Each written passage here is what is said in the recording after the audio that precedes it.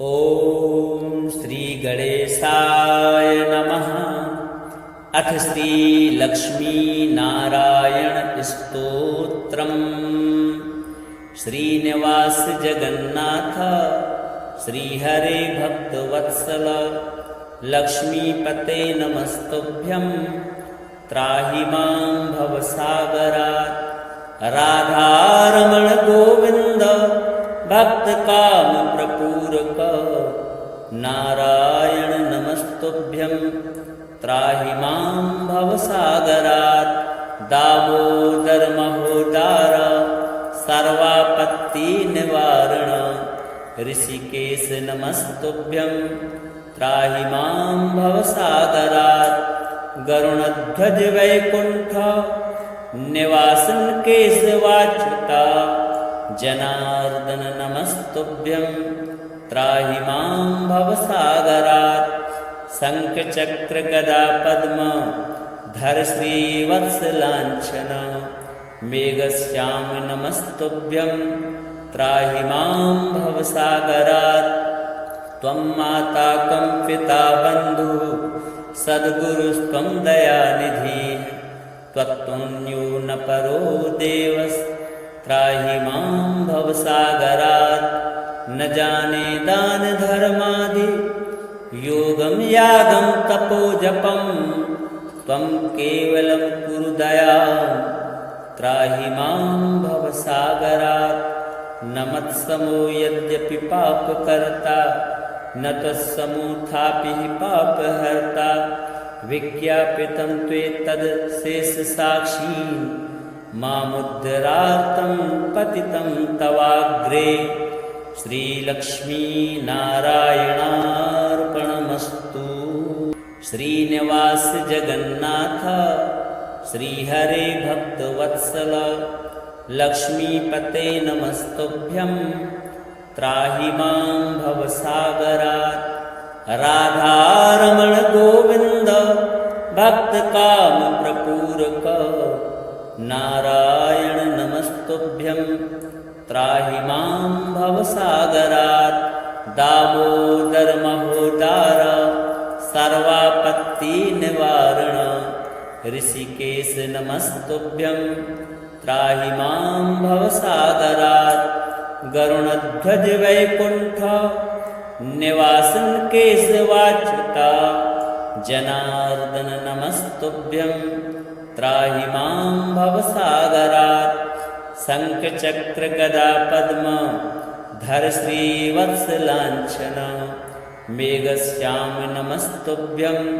त्राहि मां भवसागरात्। त्वं माता कं पिता बन्धुः सद्गुरुस्त्वं दयानिधिः। त्वत्तुल्यो न परो देवस्। त्राहि मां भवसागरात्। न जाने दान धर्मादि योगं यागं तपो जपं। त्वं केवलं कुरु दयां। त्राहि मां भवसागरात्। न मत्समो यद्यपि पापकर्ता न त्वत्समोऽथापि पापहर्ता। विज्ञापितं त्वेतद् शेषसाक्षी मामुद्धरार्तं पतितं तवाग्रे। श्रीलक्ष्मीनारायणार्पणमस्तु। श्रीनिवास जगन्नाथ श्रीहरे भक्तवत्सल लक्ष्मीपते नमस्तुभ्यं। त्राहि मां भवसागरात्। राधारमण गोविन्द भक्तकामप्रपूरक नारायण नमस्तुभ्यं। त्राहि मां भवसागरात्। दामोदर महोदार सर्वापत्तिनिवारण ऋषिकेश नमस्तुभ्यं। त्राहि मां भवसागरात्। गरुणध्वज वैकुण्ठ निवासन केशवाच्युता जनार्दन नमस्तुभ्यं। त्राहि मां भवसागरात्। शङ्खचक्र गदा पद्म धर श्रीवत्सलाञ्छन मेघश्याम नमस्तुभ्यं। त्राहि मां भवसागरात्। त्वं माता कं पिता बन्धुः सद्गुरुस्त्वं दयानिधिः त्वत्तुल्यो न परो देवस्त्राहि मां भवसागरात् न जाने दानधर्मादि योगं यागं तपो जपं त्वं केवलं कुरु दयां त्राहि मां भवसागरात् न मत्समो यद्यपि पापकर्ता न तत्समोऽथापि पापहर्ता विज्ञापितं त्वेतदशेषसाक्षी मामुद्धरार्तं पतितं तवाग्रे श्रीलक्ष्मीनारायणार्पणमस्तु। श्रीनिवास जगन्नाथ श्रीहरे भक्तवत्सल लक्ष्मीपते नमस्तुभ्यं त्राहि मां भवसागरात् राधारमण गोविन्द भक्तकामप्रपूरक नारायण नमस्तुभ्यं त्राहि मां भवसागरात् दामोदर महोदार सर्वापत्तिनिवारण ऋषिकेश नमस्तुभ्यं त्राहि मां भवसागरात् गरुणध्वज वैकुण्ठ निवासन केशवाच्युता जनार्दन नमस्तुभ्यं त्राहि मां भवसागरात् शङ्खचक्र गदा पद्म धर श्रीवत्सलाञ्छन मेघश्याम नमस्तुभ्यं त्राहि मां भवसागरात् त्वं माता कं पिता बन्धुः सद्गुरुस्त्वं दयानिधिः त्वत्तुल्यो न परो देवस्त्राहि मां भवसागरात् न जाने दानधर्मादि योगं यागं तपो जपं त्वं केवलं कुरु दयां त्राहि मां भवसागरात् न मत्समो यद्यपि पापकर्ता न त्वत्समोऽथापि पापहर्ता विज्ञापितं त्वेतदशेषसाक्षी मामुद्धरार्तं पतितं तवाग्रे श्रीलक्ष्मीनारायणार्पणमस्तु। श्रीनिवास जगन्नाथ श्रीहरे भक्तवत्सल लक्ष्मीपते नमस्तुभ्यं त्राहि मां भवसागरात् राधारमण गोविन्द भक्तकामप्रपूरक नारायण नमस्तुभ्यं त्राहि मां भवसागरात् दामोदर महोदार सर्वापत्तिनिवारण ऋषिकेश नमस्तुभ्यं त्राहि मां भवसागरात् गरुणध्वज वैकुण्ठ निवासन केशवाच्युता जनार्दन नमस्तुभ्यं त्राहि मां भवसागरात् शङ्खचक्र गदा पद्म धर श्रीवत्सलाञ्छन मेघश्याम नमस्तुभ्यं त्राहि मां भवसागरात् त्वं माता कं पिता बन्धुः सद्गुरुस्त्वं दयानिधिः त्वत्तुल्यो न परो देवस्त्राहि मां भवसागरात् न जाने दानधर्मादि योगं यागं तपो जपं त्वं केवलं कुरु दयां त्राहि मां भवसागरात् न मत्समो यद्यपि पापकर्ता न तत्समोऽथापि पापहर्ता विज्ञापितं त्वेतदशेषसाक्षी मामुद्धरार्तं पतितं तवाग्रे श्रीलक्ष्मीनारायणार्पणमस्तु। श्रीनिवास जगन्नाथ श्रीहरे भक्तवत्सल लक्ष्मीपते नमस्तुभ्यं त्राहि मां भवसागरात् राधारमण गोविन्द भक्तकामप्रपूरक नारायण नमस्तुभ्यं त्राहि मां भवसागरात् दामोदर महो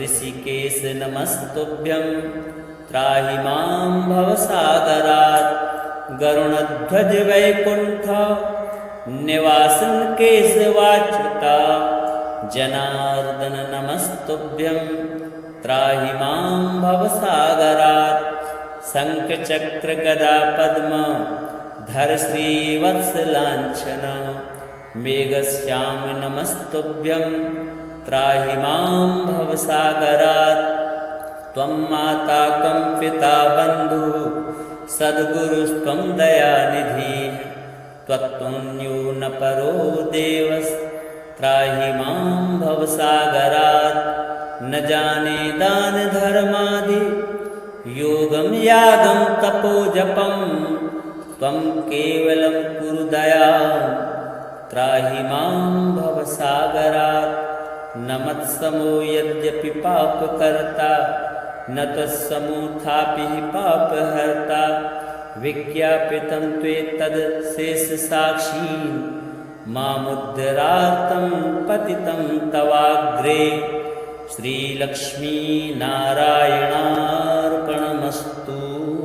श्रीनिवास जगन्नाथ श्रीहरे भक्तवत्सल लक्ष्मीपते नमस्तुभ्यं त्राहि मां भवसागरात् राधारमण गोविन्द भक्तकामप्रपूरक नारायण नमस्तुभ्यं त्राहि मां भवसागरात् दामोदर महोदार सर्वापत्तिनिवारण ऋषिकेश नमस्तुभ्यं त्राहि मां भवसागरात् गरुणध्वज वैकुण्ठ निवासन केशवाच्युता जनार्दन नमस्तुभ्यं त्राहि मां भवसागरात् शङ्खचक्र गदा पद्म धर श्रीवत्सलाञ्छन मेघश्याम नमस्तुभ्यं त्राहि मां भवसागरात् त्वं माता कं पिता बन्धुः सद्गुरुस्त्वं दयानिधिः त्वत्तुल्यो न परो देवस्त्राहि मां भवसागरात् न जाने दान धर्मादि योगं यागं तपो जपं त्वं केवलं कुरु दयां त्राहि मां भवसागरात् न मत्समो यद्यपि पापकर्ता न त्वत्समोऽथापि पापहर्ता विज्ञापितं त्वेतदशेषसाक्षी मामुद्धरार्तं पतितं तवाग्रे श्रीलक्ष्मीनारायणार्पणमस्तु।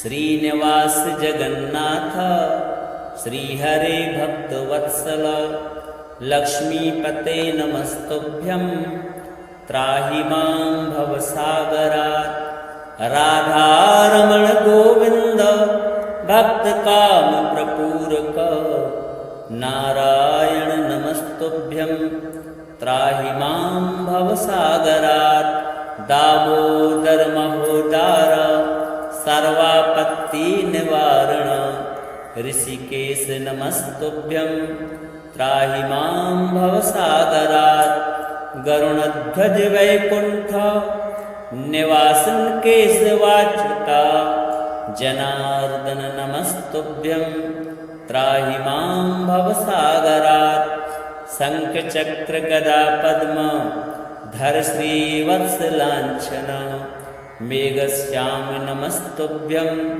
त्राहि मां भवसागरात् त्वं माता कं पिता बन्धुः सद्गुरुस्त्वं दयानिधिः त्वत्तुल्यो न परो देवस्त्राहि मां भवसागरात् न जाने दान धर्मादि योगं यागं तपो जपं त्वं केवलं कुरु दयां त्राहि मां भवसागरात् न मत्समो यद्यपि पापकर्ता न त्वत्समोऽथापि पापहर्ता विज्ञापितं त्वेतदशेषसाक्षी मामुद्धरार्तं पतितं तवाग्रे श्रीलक्ष्मीनारायणार्पणमस्तु। श्रीनिवास जगन्नाथ श्रीहरे भक्तवत्सल लक्ष्मीपते नमस्तुभ्यं त्राहि मां भवसागरात्। राधारमण गोविन्द भक्तकामप्रपूरक नारायण नमस्तुभ्यं त्राहि मां भवसागरात्। दामोदर महोदार सर्वापत्तिनिवारण ऋषिकेश नमस्तुभ्यं त्राहि मां भवसागरात्। गरुणध्वज वैकुण्ठ निवासन केशवाच्युता जनार्दन नमस्तुभ्यं त्राहि मां भवसागरात्। शङ्खचक्र गदा पद्म धर श्रीवत्सलाञ्छन मेघश्याम नमस्तुभ्यं त्राहि मां भवसागरात्। त्वं माता कं पिता बन्धुः सद्गुरुस्त्वं दयानिधिः त्वत्तुल्यो न परो देवस्त्राहि मां भवसागरात्। न जाने दान धर्मादि योगं यागं तपो जपं त्वं केवलं कुरु दयां त्राहि मां भवसागरात्। न मत्समो यद्यपि पापकर्ता न त्वत्समोऽथापि पापहर्ता विज्ञापितं त्वेतदशेषसाक्षी मामुद्धरार्तं पतितं तवाग्रे। श्रीलक्ष्मीनारायणार्पणमस्तु। श्रीनिवास जगन्नाथ श्रीहरे भक्तवत्सल लक्ष्मीपते नमस्तुभ्यं त्राहि मां भवसागरात्। राधारमण गोविन्द भक्तकामप्रपूरक नारायण नमस्तुभ्यं त्राहि मां भवसागरात्। दामोदर महोदार सर्वापत्तिनिवारण ऋषिकेश नमस्तुभ्यं त्राहि मां भवसागरात्। गरुणध्वज वैकुण्ठ निवासन केशवाच्युता जनार्दन नमस्तुभ्यं त्राहि मां भवसागरात्। शङ्खचक्र गदा पद्म धर श्रीवत्सलाञ्छन मेघश्याम नमस्तुभ्यं त्राहि मां भवसागरात्। त्वं माता कं पिता बन्धुः सद्गुरुस्त्वं दयानिधिः त्वत्तुल्यो न परो देवस्त्राहि मां भवसागरात्। न जाने दान धर्मादि योगं यागं तपो जपं त्वं केवलं कुरु दयां त्राहि मां भवसागरात्। न मत्समो यद्यपि पापकर्ता न त्वत्समोऽथापि पापहर्ता विज्ञापितं त्वेतदशेषसाक्षी मामुद्धरार्तं पतितं तवाग्रे। श्रीलक्ष्मीनारायणार्पणमस्तु। श्रीनिवास जगन्नाथ श्रीहरे भक्तवत्सल लक्ष्मीपते नमस्तुभ्यं त्राहि मां भवसागरात्। राधारमण गोविन्द भक्तकामप्रपूरक नारायण नमस्तुभ्यं त्राहि मां भवसागरात्। दामोदर महोदार सर्वापत्तिनिवारण ऋषिकेश नमस्तुभ्यं त्राहि मां भवसागरात्। गरुणध्वज वैकुण्ठ निवासन केशवाच्युता जनार्दन नमस्तुभ्यं त्राहि मां भवसागरात्। शङ्खचक्र गदा पद्म धर श्रीवत्सलाञ्छन मेघश्याम नमस्तुभ्यं त्राहि मां भवसागरात्। त्वं माता कं पिता बन्धुः सद्गुरुस्त्वं दयानिधिः त्वत्तुन्यो न परो देवस्त्राहि मां भवसागरात् न जाने दानधर्मादि योगं यागं तपोजपं त्वं केवलं कुरु दयां त्राहि मां भवसागरात् न मत्समो यद्यपि पापकर्ता न त्वत्समोऽथापि हि पापहर्ता विज्ञापितं त्वेतदशेषसाक्षी मामुद्धरार्तं पतितं तवाग्रे श्रीलक्ष्मीनारायणार्पणमस्तु। श्रीनिवास जगन्नाथ श्रीहरे भक्तवत्सल लक्ष्मीपते नमस्तुभ्यं त्राहि मां भवसागरात् राधारमण गोविन्द भक्तकामप्रपूरक नारायण नमस्तुभ्यं त्राहि मां भवसागरात् दामोदर महोदार सर्वापत्तिनिवारण ऋषिकेश नमस्तुभ्यं त्राहि मां भवसागरात् गरुणध्वज वैकुण्ठ निवासन केशवाच्युता जनार्दन नमस्तुभ्यं त्राहि मां भवसागरात् शङ्खचक्र गदा पद्म धर श्रीवत्सलाञ्छन मेघश्याम नमस्तुभ्यं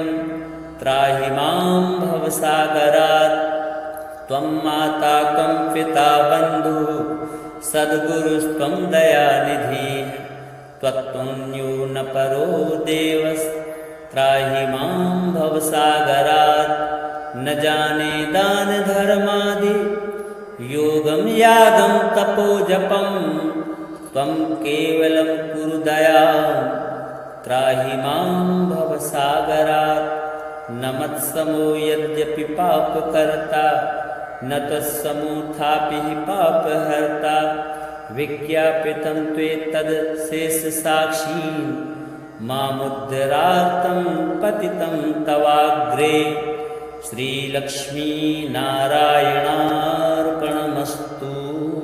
श्रीनिवास जगन्नाथ श्रीहरे भक्तवत्सल लक्ष्मीपते नमस्तुभ्यं त्राहि मां भवसागरात् राधारमण गोविन्द भक्तकामप्रपूरक नारायण नमस्तुभ्यं त्राहि मां भवसागरात् दामोदर महोदार सर्वापत्तिनिवारण ऋषिकेश नमस्तुभ्यं त्राहि मां भवसागरात् गरुणध्वज वैकुण्ठ निवासन केशवाच्युता जनार्दन नमस्तुभ्यं त्राहि मां भवसागरात् शङ्खचक्र गदा पद्म धर श्रीवत्सलाञ्छन मेघश्याम नमस्तुभ्यं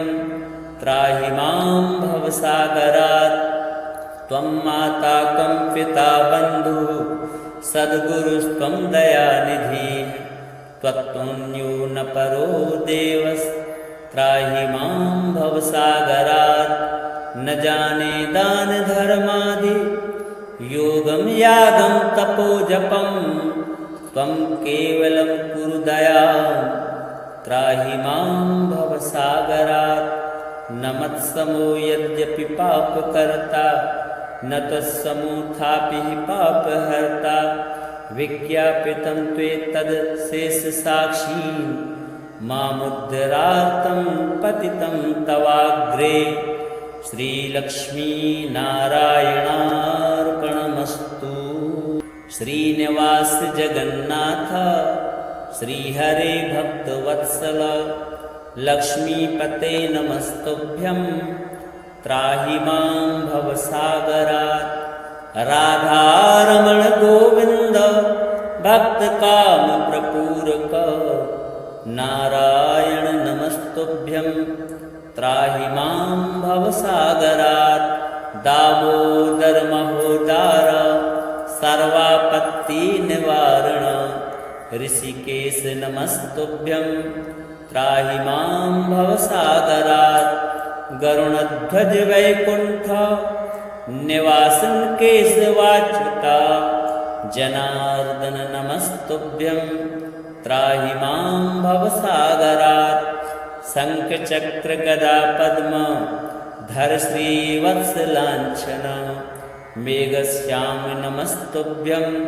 त्राहि मां भवसागरात् त्वं माता कं पिता बन्धुः सद्गुरुस्त्वं दयानिधिः त्वत्तुल्यो न परो देवस्त्राहि मां भवसागरात् न जाने दान धर्मादि योगं यागं तपो जपं त्वं केवलं कुरु दयां त्राहि मां भवसागरात् न मत्समो यद्यपि पापकर्ता न तत्समोऽथापि पापहर्ता विज्ञापितं त्वेतदशेषसाक्षी मामुद्धरार्तं पतितं तवाग्रे श्रीलक्ष्मीनारायणार्पणमस्तु।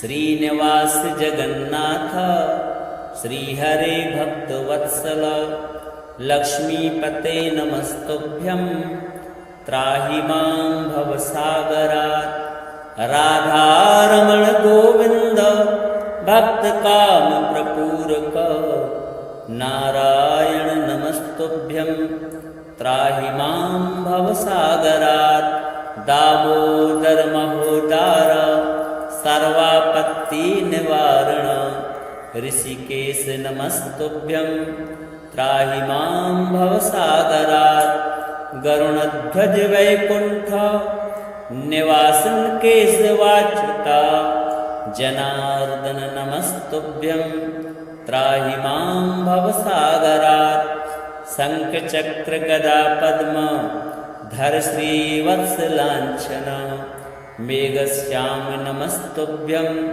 त्राहि मां भवसागरात् त्वं माता कं पिता बन्धुः सद्गुरुस्त्वं दयानिधिः त्वत्तुल्यो न परो देवस्त्राहि मां भवसागरात् न जाने दान धर्मादि योगं यागं तपो जपं त्वं केवलं कुरु दयां त्राहि मां भवसागरात् न मत्समो यद्यपि पापकर्ता न तत्समोऽथापि पापहर्ता विज्ञापितं त्वेतदशेषसाक्षी मामुद्धरार्तं पतितं तवाग्रे श्रीलक्ष्मीनारायणार्पणमस्तु।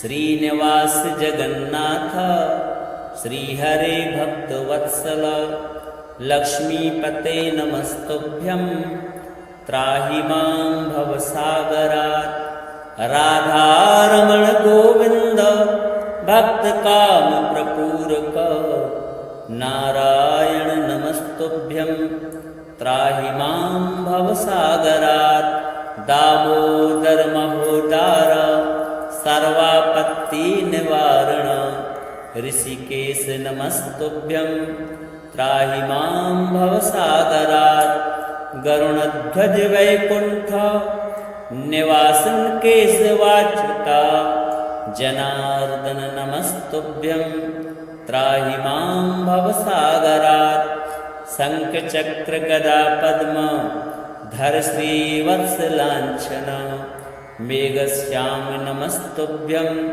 त्राहि मां भवसागरात् त्वं माता कं पिता बन्धुः सद्गुरुस्त्वं दयानिधिः त्वत्तुल्यो न परो देवस्त्राहि मां भवसागरात् न जाने दान धर्मादि योगं यागं तपो जपं त्वं केवलं कुरु दयां त्राहि मां भवसागरात् न मत्समो यद्यपि पापकर्ता न तत्समोऽथापि पापहर्ता विज्ञापितं त्वेतदशेषसाक्षी मामुद्धरार्तं पतितं तवाग्रे श्रीलक्ष्मीनारायणाय